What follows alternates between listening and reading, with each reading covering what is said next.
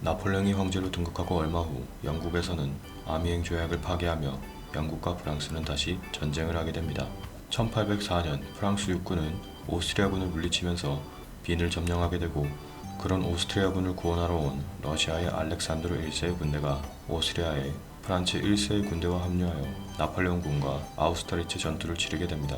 이 전투에서 나폴레옹의 기가 막힌 적전 덕분에 프랑스군은 승리하게 되고 오스트리아는 항복을 선언합니다.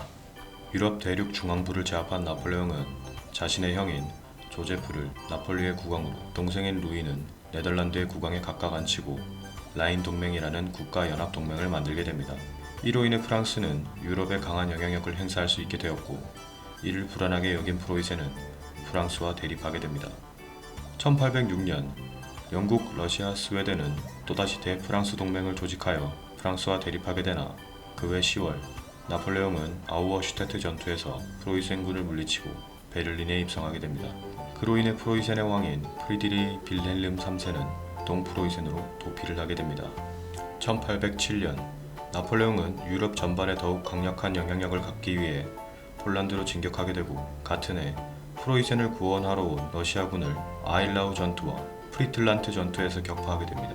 나폴레옹은 러시아의 알렉산드로 1세와 틸지트 조약을 체결하여 프로이센의 영토를 크게 축소시키고 폴란드 지역들을 하나로 묶어버리는 바르샤바 대공국을 만들게 됩니다. 또한 그의 남동생인 제롬 보나파르트를 베스트팔렌의 왕으로 임명하여 두 나라를 프랑스 제국의 위성국가로 지정합니다.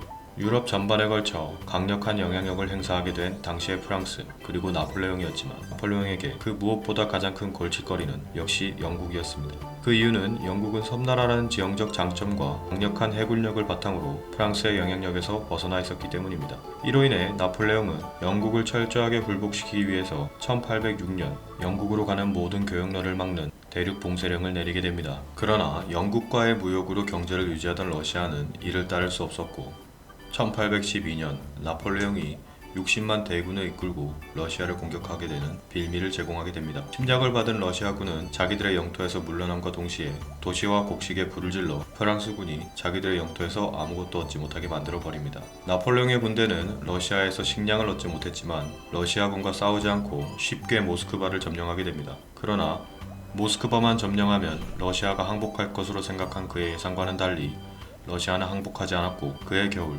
러시아에서 겨울을 지낼 준비를 하지 않았던 프랑스군은 결국 퇴각을 하게 됩니다. 그러나 이 순간을 노린 러시아군이 철수하는 프랑스군을 공격하며 괴멸에 가까운 피해를 입히게 됩니다. 나폴레옹이 이끄는 프랑스군의 대패를 목격한 유럽 각국들은 프랑스와 대립하길 마음먹게 되고, 첫 번째로 움직인 나라가 바로 프로이센이었습니다. 또한 프로이센은 주변 나라의 도움을 요청하여 또다시 대프랑스 동맹을 결성해 전쟁을 준비하게 됩니다. 하지만 프랑스는 러시아 원정에서 이미 많은 군사를 잃었기 때문에 이에 대응할 만한 마땅한 군사가 없었고, 그리하여 나폴레옹은 강제 징집을 통해 군대를 만들게 됩니다. 1813년 봄 나폴레옹은 강제적으로 징집되어 훈련조차 제대로 되지 않은 군대를 이끌고 반프랑스 동맹군과의 전투에서 승리를 거두게 됩니다. 하지만 전투 이후 포위 공격을 방지하기 위해 메테르니히와의 평화 교섭을 하려고 했으나 실패하게 되며 라이프치히 전투에서 연합군의 포위 공격을 당해 패패하고 나폴레옹은 프랑스로 퇴각하게 됩니다. 이후 전세는 더 나빠져 프랑스의 국경에는 50만이 넘는 연합군으로 포위를 당하게 되고, 이에 반해 나폴레옹이 가진 군사의 수는 7만이었습니다. 그해 3월 31일 결국 나폴레옹은 연합군을 막아내지 못해 프랑스의 수도 파리가 함락되며 나폴레옹은 강제적으로 퇴위당하게 됩니다. 1814년 4월 16일 몽텐블로 조약을 체결한 나폴레옹은 엘바삼의 영주로 추방당합니다. 1년 후인 1815년 나폴레옹은 가까스로 엘바삼에서 탈출하여 파리로 돌아와 복위를 하게 되지만, 이를 좋게 보지 않은 연합국은 또다시 프랑스를 공격하게 됩니다. 전쟁 초기에는 나폴레옹이 우세하였으나 워털루 전투에서 영국과 프로이센의 연합 공격으로 나폴레옹은 완패하게 되고, 그가 다시 찾은 황제의 자리는 100일도 되지 못해 다시 뺏기게 됩니다.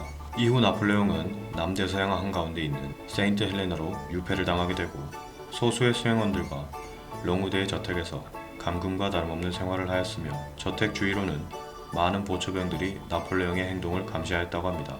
프랑스의 전쟁 영웅이자 많은 개혁을 이루어낸 황제였던 나폴레옹은 1821년 5월 5일 위암으로 세상을 떠나게 됩니다.